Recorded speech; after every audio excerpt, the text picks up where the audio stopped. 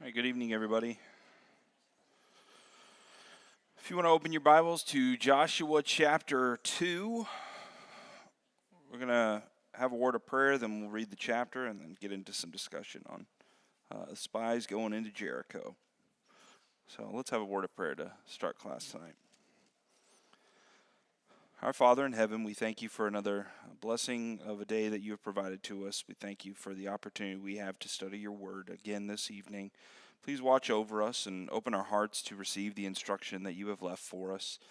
Please be with all the children this evening, Father. Bless their learning. Pray that we can continue to take this great responsibility to bring up the children of this congregation in the knowledge of your word, that they might grow closer to you, that they might live the lives that bring honor and glory to you, Father. So bless all of us this evening and help us to draw closer to one another and to you. It's in Jesus' name we pray.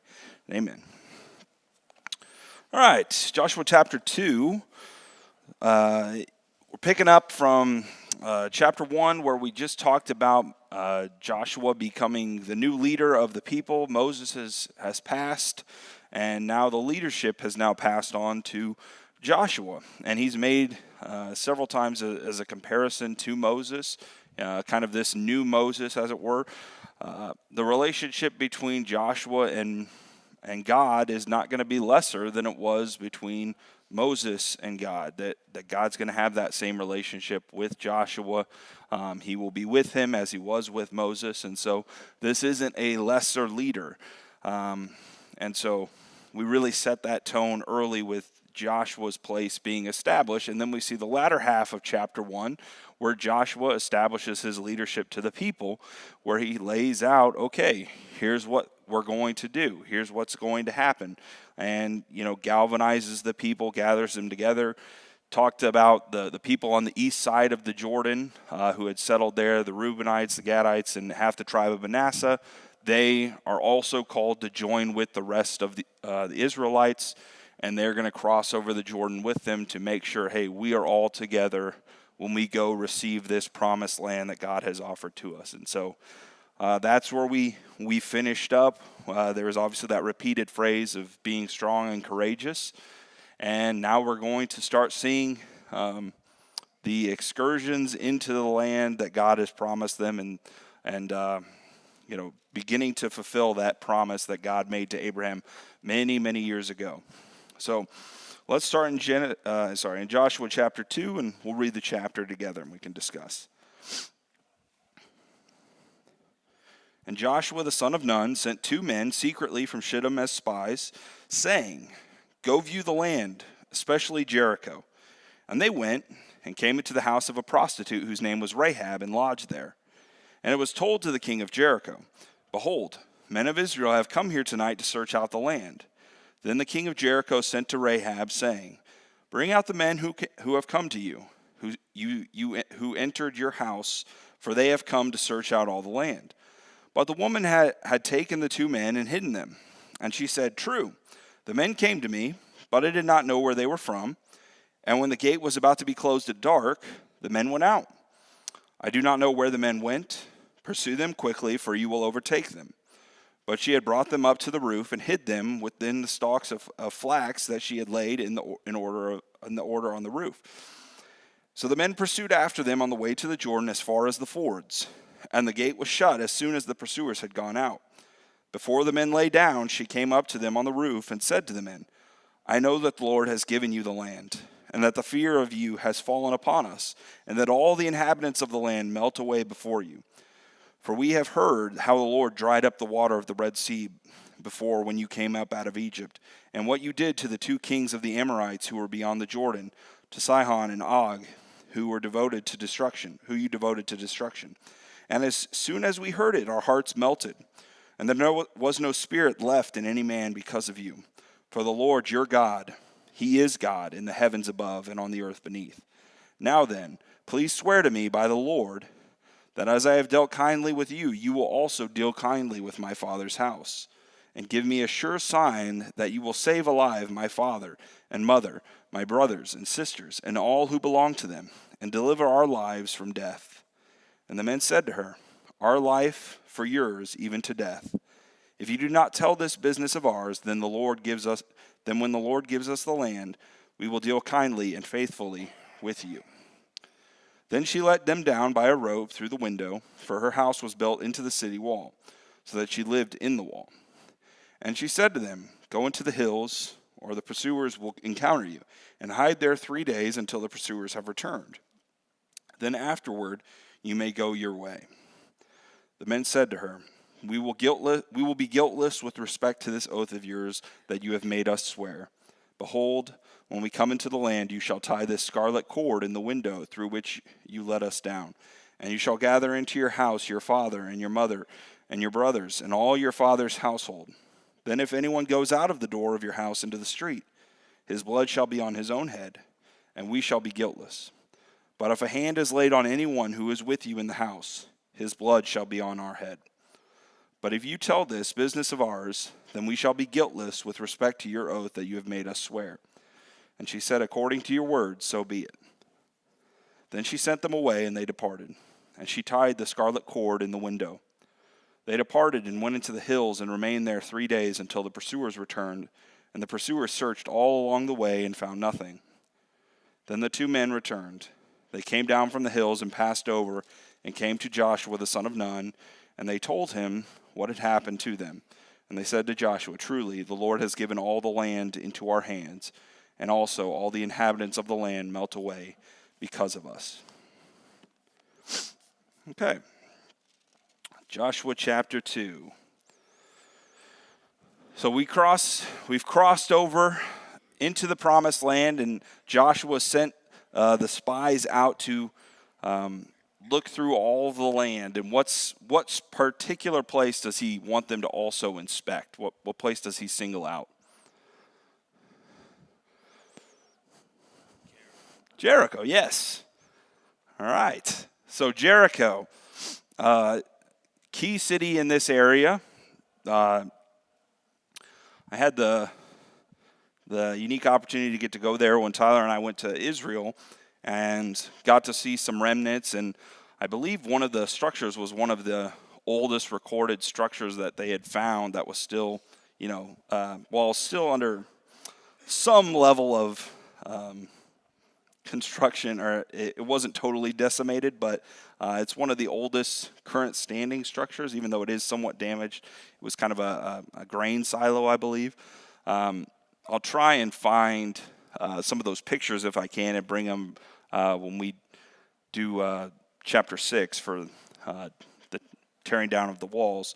But it is kind of a unique area. And does anybody know what Jericho actually means? Chance? It's a city of palms is what is also referred to. And still palm trees there today. But it is near the Jordan River, southern end, not too far from the Dead Sea as well.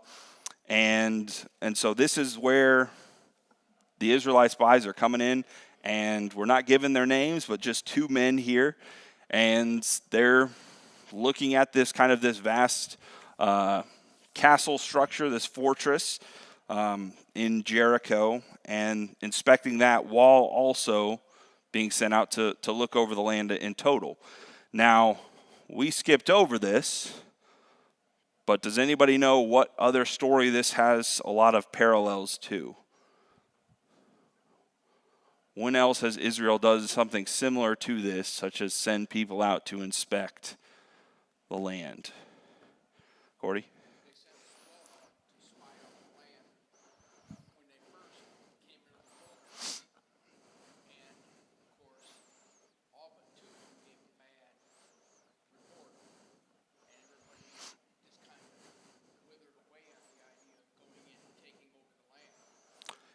Yeah, very well said. So last time there was 12 spies sent out into the land to inspect the land and to see that it was, how it was. And, they initially bring back this report with, they bring back these great amount of produce that's there, right? And see, wow, this place is good. But then they also talk about how, wow, the men here are ginormous. The forces are too great, right? And so actually, Andy brought this up to me after class on Sunday and was talking about he thought it was interesting how, as Gordy mentioned, they sent out 12 last time and only 2 bring back a good report. And so this time, Joshua, I guess, maybe just skipped a few steps and he just sent out the 2, right? And so I thought that was funny how, yeah, we'll try the 2. Let's see if 2 improves the odds a little bit. It doesn't. Technically, it shortens the odds, but it actually worked out for the better this time. Go ahead, John.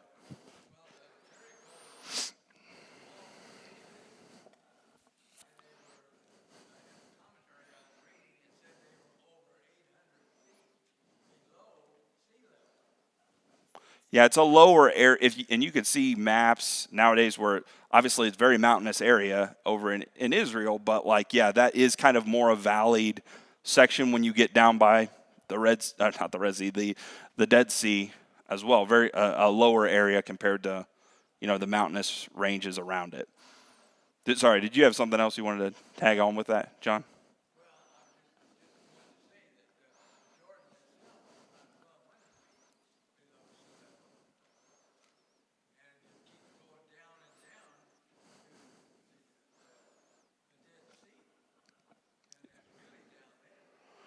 Yeah.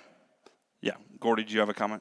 It's interesting how he sent them to make sure they checked out Jericho. When he got into Jericho, they talked to someone there, and they found out the attitudes that the people had towards Israel. They were scared of them. They just felt melted away, more or less. Yeah. That was quite an encouragement to these 2 men because they came back and they're scared of us. Yeah, let's talk about that. So Gordy mentioned, hey, the interesting interactions when they actually cross over the Jordan, they get to Jericho, which, just logistically of where the Israelites are and where Joshua has them inspect, Jericho is kind of a major city in that southern end of the land. So it's not like he said, hey, go through the entire land to the upper, northeast corner or northwest corner and then check out this city, Jericho. It is very, it would make sense for him to say, hey, you're going into the land. Jericho's a prominent city nearby where they would be crossing over on that southern end. And so they check that city out, and Gordy mentioned it. They have some interactions here with Rahab. And who is Rahab? Let's say that. Who is Rahab? John?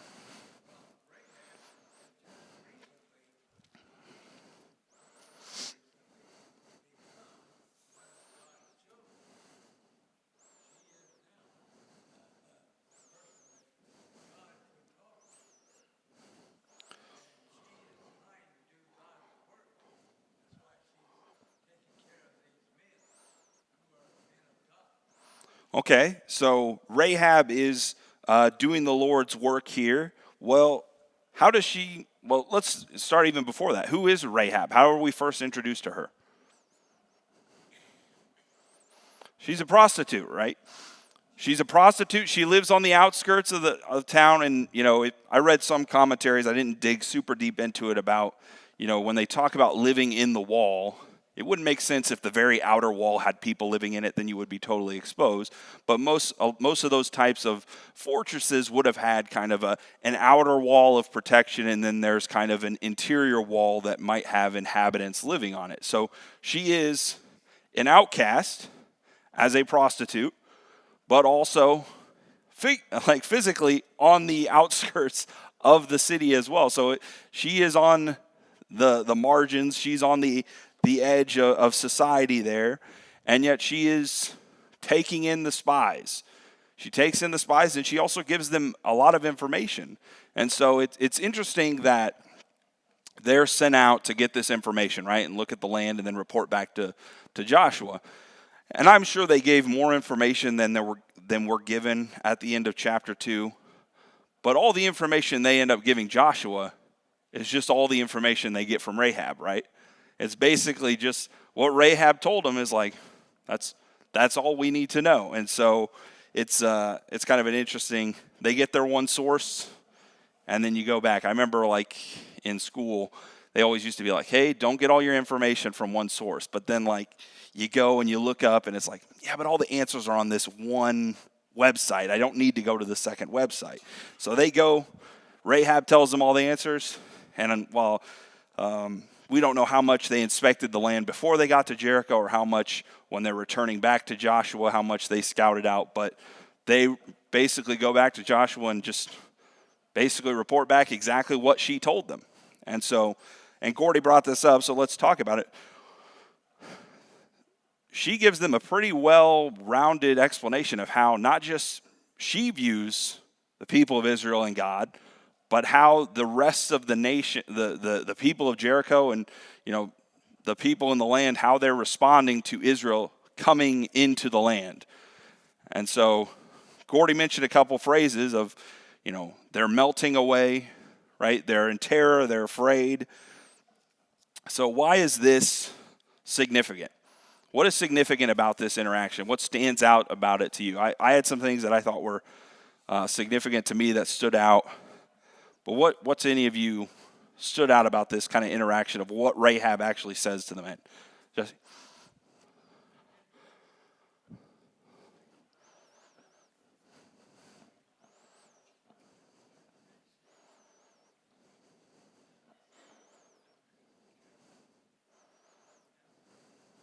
Yeah. Very, very good. So she heard what's happened. She's heard what's been following this people, right? The big thing that it talks about in, verse 8, and this talks about it before the men went and laid down, aka before they were hiding up in the roof, right, amongst the flax. She basically told them, we have heard how the Lord dried up the water of the Red Sea before you when you came out of Egypt. And talked about defeating the Amorite kings. And then she goes into verse 11 and says, okay, once we heard that, what did that do to us? Now, why is that significant? Why is this interaction of what she is saying significant? Beyond just the fact of, oh, well, she took us in and she told us this story. Why is that actually significant for this story, for this men, and for this people and what they've gone through in these last, 40 years?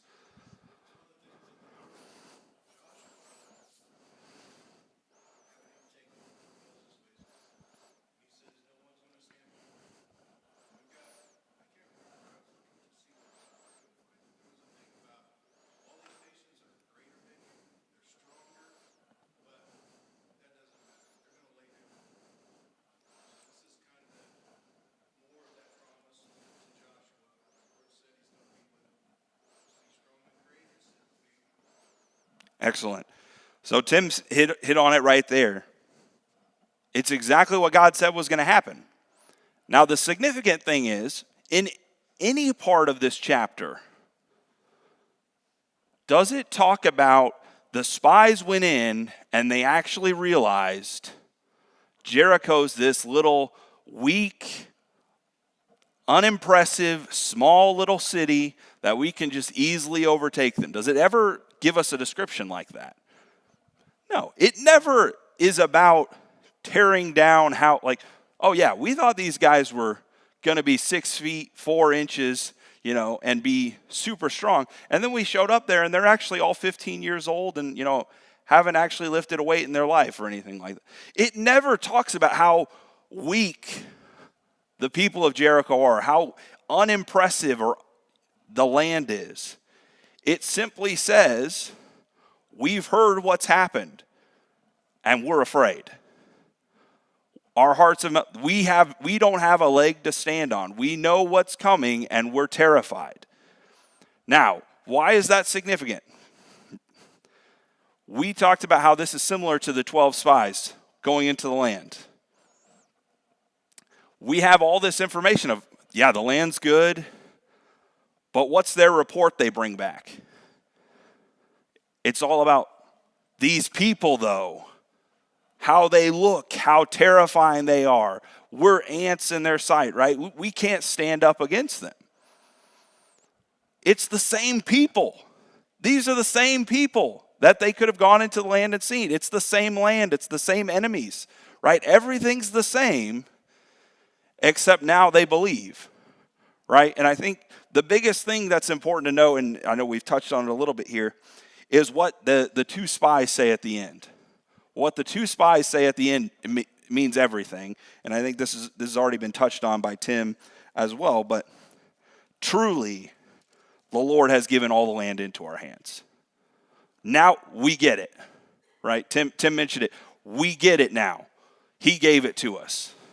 Jericho, it's impressive. The land, it's impressive. But it's been given into our hands. They can't stand against us. And so I think there's a lot of other stuff we can talk in this chapter, and we will, but don't get away from that fact. This sets the tone of what's different this go round. God's promise wasn't different the first time. God's ability wasn't different the first time. They didn't believe the first time. They didn't trust God.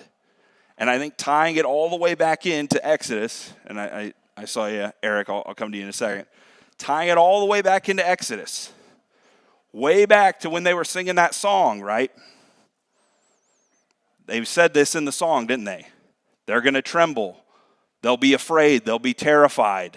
They will hear of these things, and they will shake before us. And that's still true.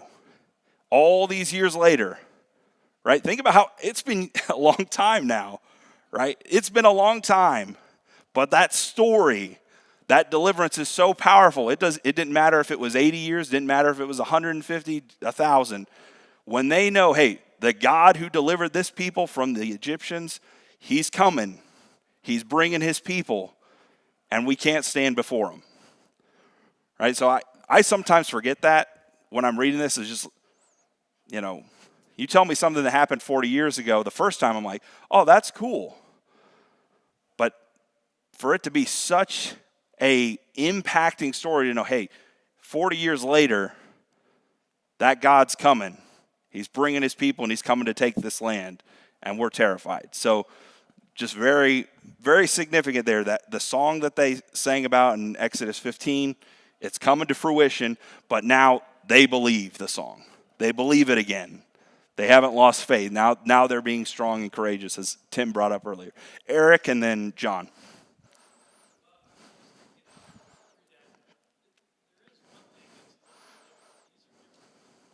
Yeah, right.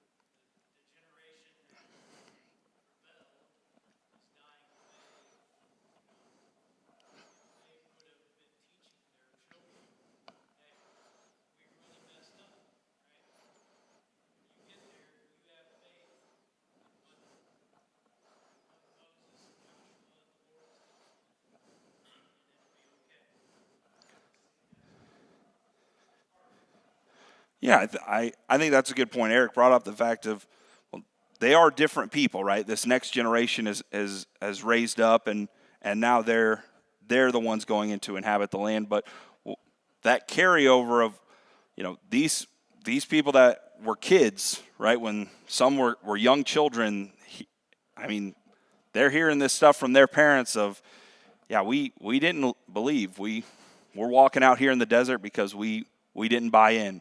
We didn't trust it. I was one of the people saying, let's get at, who knows, right? Like, they're people. They have these everyday conversations. We don't get them all recorded in, Exodus, Leviticus, and Numbers and Deuteronomy. But conversations like that happen over the span of 40 years. And now, hey, when we're in that same position, we're not going to make the same mistakes that you did. And, the crazy thing is, those sermons are kind of preached over and over, even when you get to Stephen talking about, hey, that's kind of why it's such an insulting thing when Stephen's talking about, like, you crazy people, you're doing the exact same thing your parents did, right? That's, you're killing the prophets. You're doing these same mistakes you're falling into. Well, in this situation, we're seeing at least this next generation, they're getting it. They're getting it. And so very important. John, go ahead with your comment.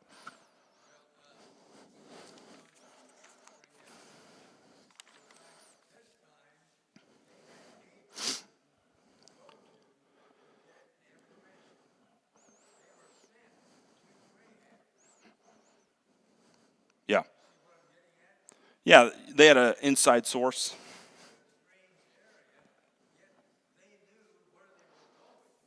Hmm.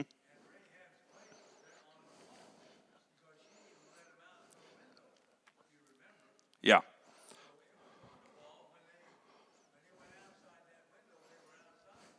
Yeah, so they had an inside source this time, which we don't have that interaction the first time spies are sent out during the time with Moses. But you know, they didn't need the inside source, right? They didn't need the inside source to know this, but it does give a little bit more information into the perspective of of the people living in the land at the time, right? But it does give some insider information of how they were hearing the stories, and so there is significance to that. Go ahead, Scott.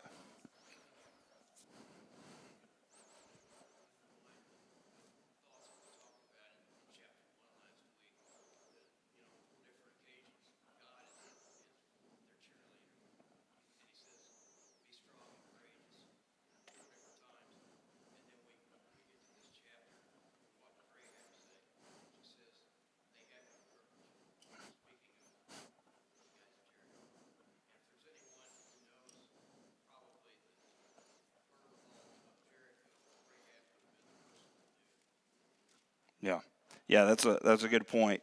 So they're called to be strong and courageous, and Rahab's insider information is these people are terrified.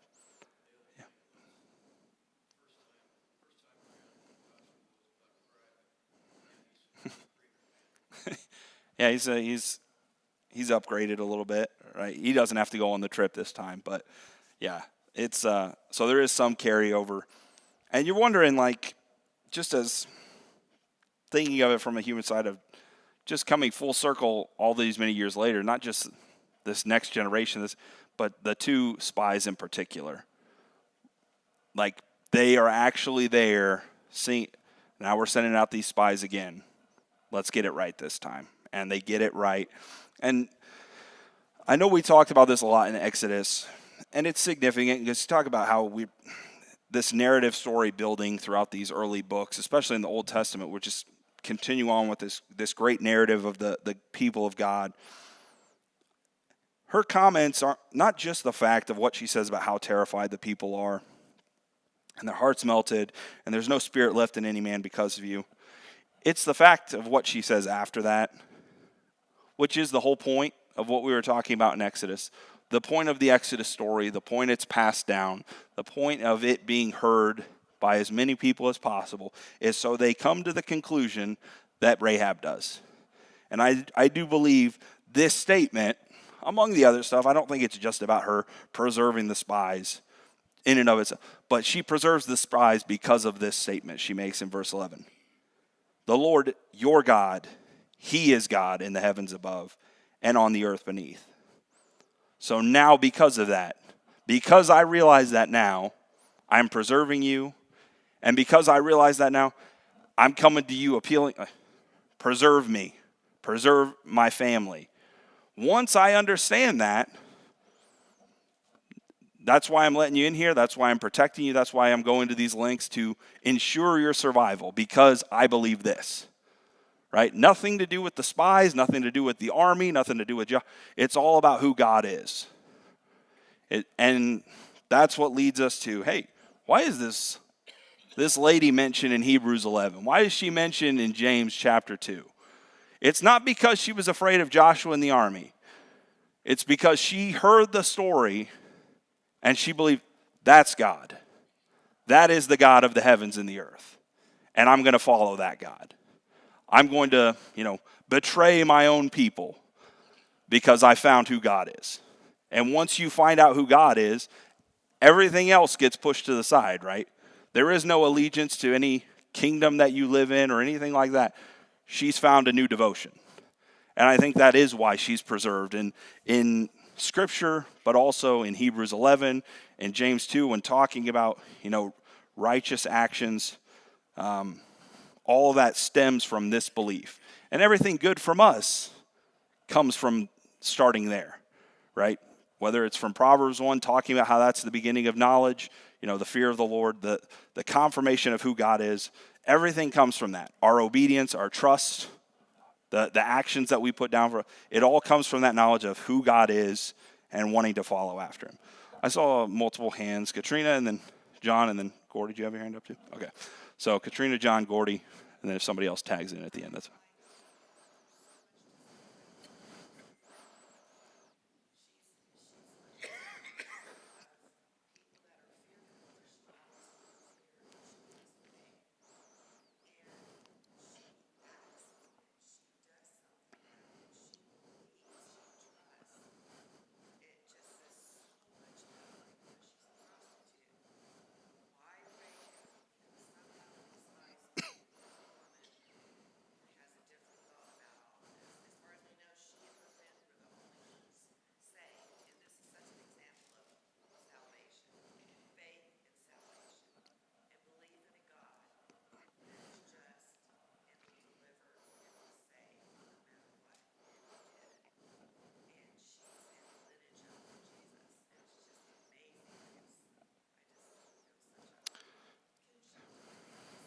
No, it's great for a, yeah. Well, I think it's fascinating because she's introduced to who she was, but we see who she becomes. And that's the same thing for all of us. They had to give an introduction to who this woman was before, the spies meet her in the city, and however she wrangles them to come into her house, and however all that happens. Before God, before what she says in in Exodus 2 verse 11, Joshua 2 verse 11. Before what she says in verse 11, that confession of, your God is God. She was the prostitute. She was just a woman in Jericho who, sold her body. Now, nothing else we read about her, does that ever matter that she was the prostitute, right? Once I give my life over to God, and we don't see the prostitute Rahab, we see the devoted follower of God, right? So all that other stuff, as bad as it is or as terrible as it doesn't matter anymore, right? She was new. She was something better. She was something totally different than that, right? Because she heard and changed. And that's what we talk about here a lot, is that is the power of the gospel. That is the power of God, is that I can hear the message of the gospel and I'm no longer the same, right? She heard about the power of God and she couldn't stay the same. She had to act on it. And it's the same thing for us, and it's the same powerful message, and it's why she is preserved. And even if she wasn't in the lineage of David, and even if she wasn't in the lineage of Christ in that way, physical lineage, she's still preserved. I'm not in the lineage of Christ in that same way, but I am a part of the body of Christ. I am a part of the kingdom, and I am preserved. We are preserved in that same exact way because we heard and we acted upon it. And so I do think that is the beautiful thing of Rahab, is that in the world's eyes, this is all she was. When she gave her life over to God, she's something different now. And that was worth enough for, Katrina talking about. We're hearing it right now. We're talking about her thousands of years later. And like that, what apart from the power of God can make something like that happen? Nothing else can. So just an awesome, awesome story. But it's God, right? It's just God. It's what God does to us. And that's the great thing, is I don't have to be what I was. I can be something better and achieve who I really am meant to be. And, what a great story that is. John and then Gordy.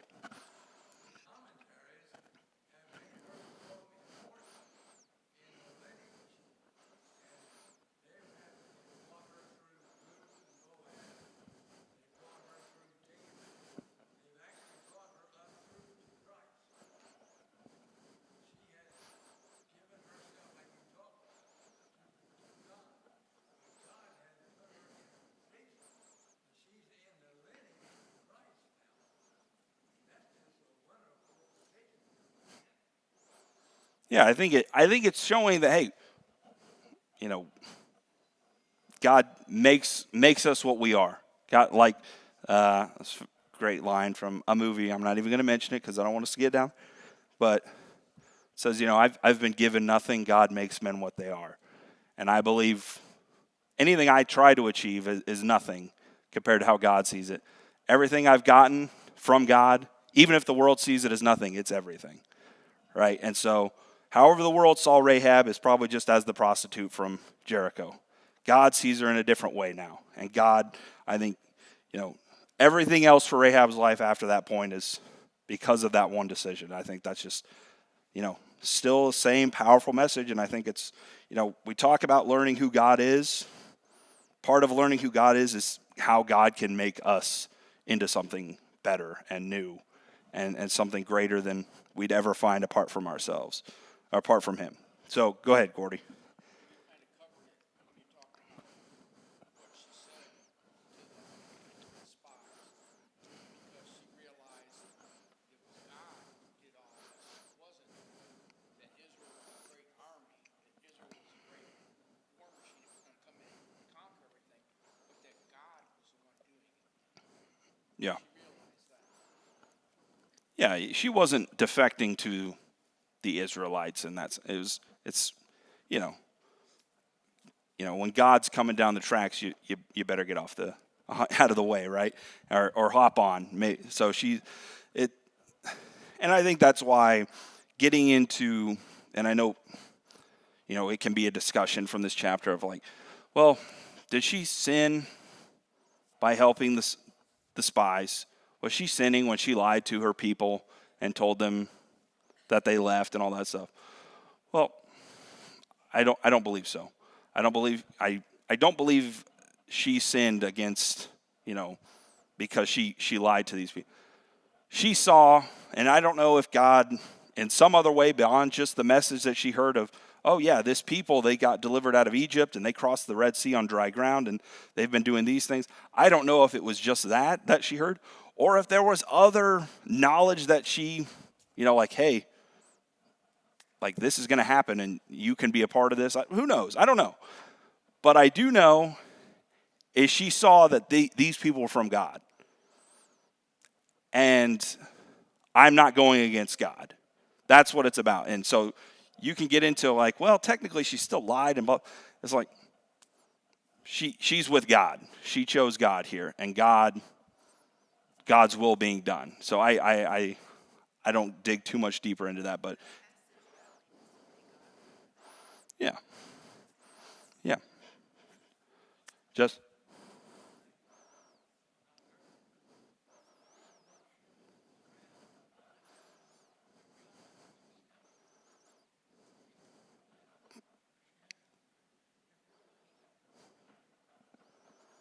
Yeah.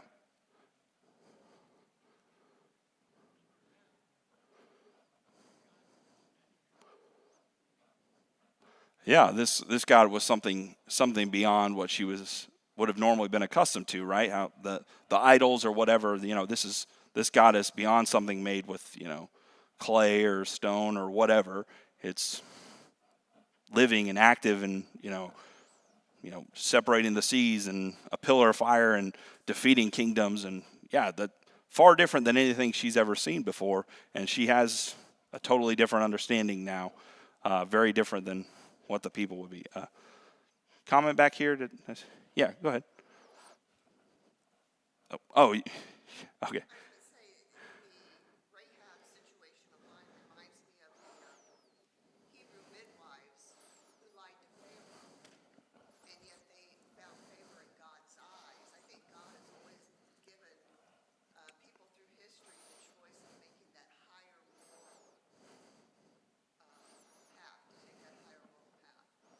Right.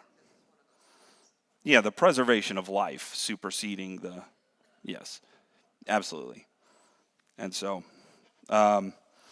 she chooses to preserve the spies.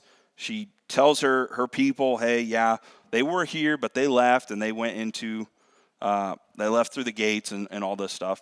And so they stay with her, and then somebody mentioned this, I think John, you might have mentioned, they get funneled out through the back window, but before they do, I mentioned, she's talking to these these men, and she kind of strikes up a bargain with them.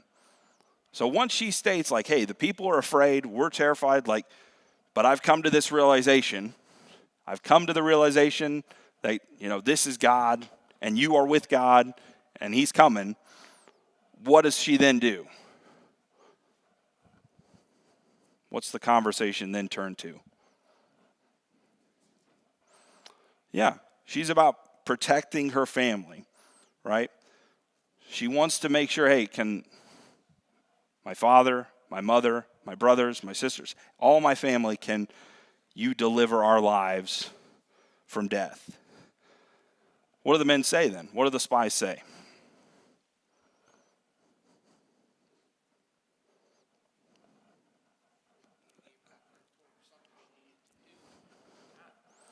Okay.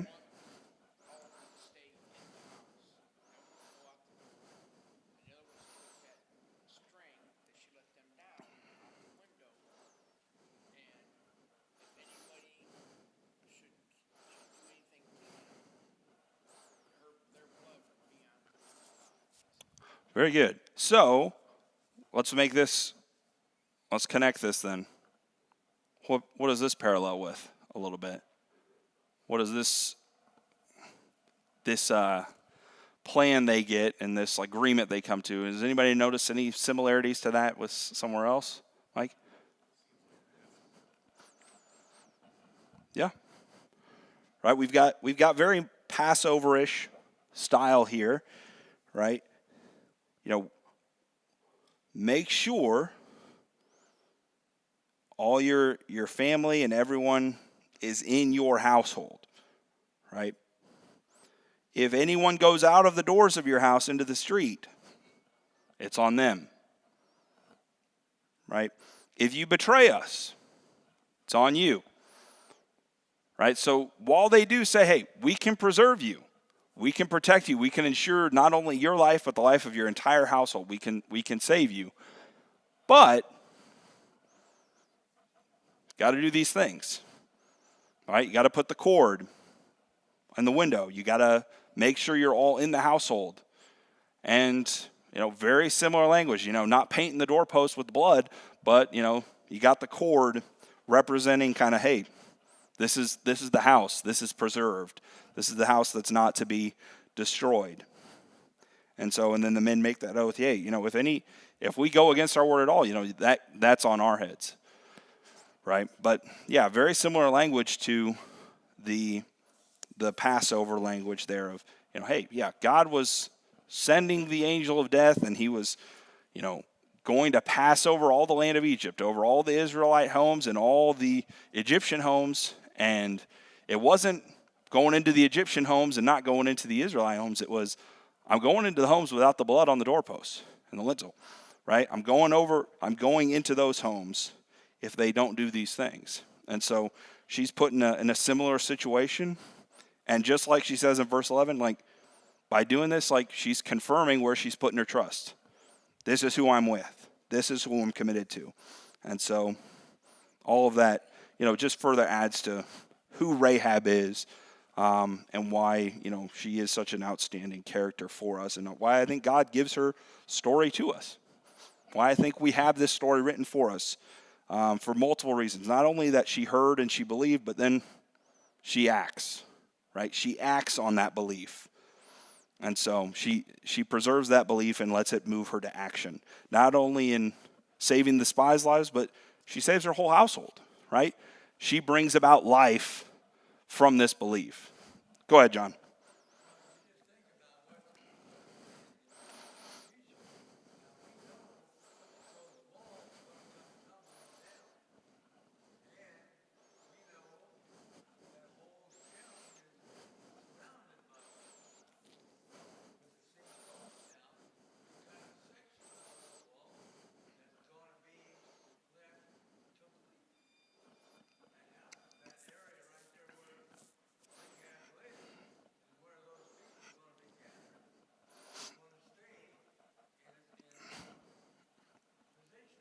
Yeah.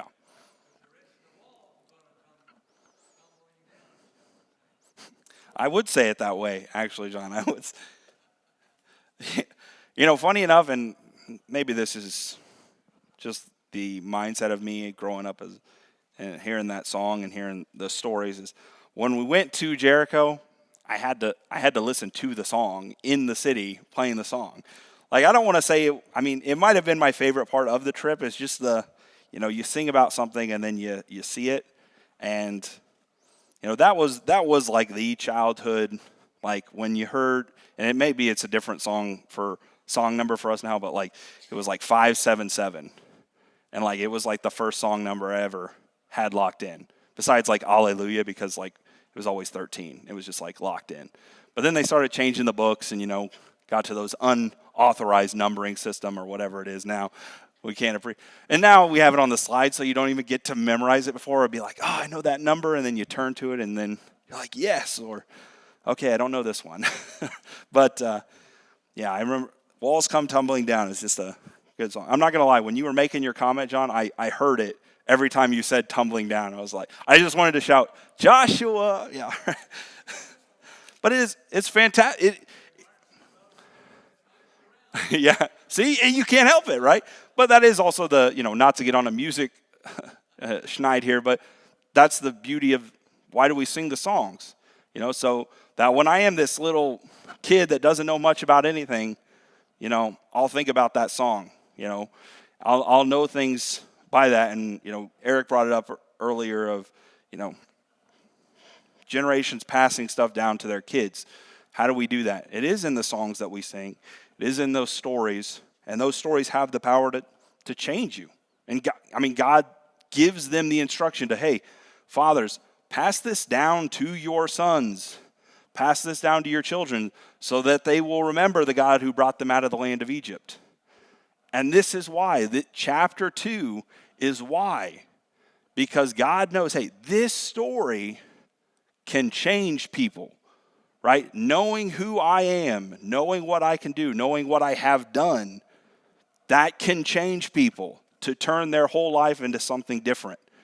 And then we see so much throughout the Old Testament when they don't know that and they forget it, how terrible things get. Right? That's the whole significance of the phrasing in Judges when it talks about there was no king in Israel. Every man did what was right in his own eyes. It wasn't talking about just the fact of, wow, just how individually wicked the people were. They had forgotten all of that stuff. They didn't remember those things that were meant to impact their decisions and impact the way they lived. They forgot those things. They forgot who their king was. And then when you have to go off on your own route without those stories, without those songs, without that knowledge, this is what's going to happen. This is how wicked things are going to get.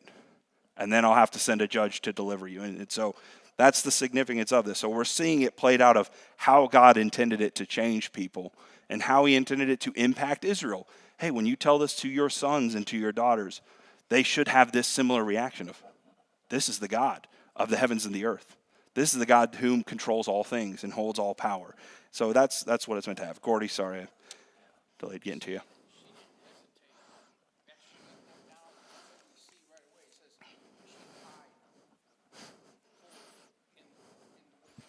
Yeah.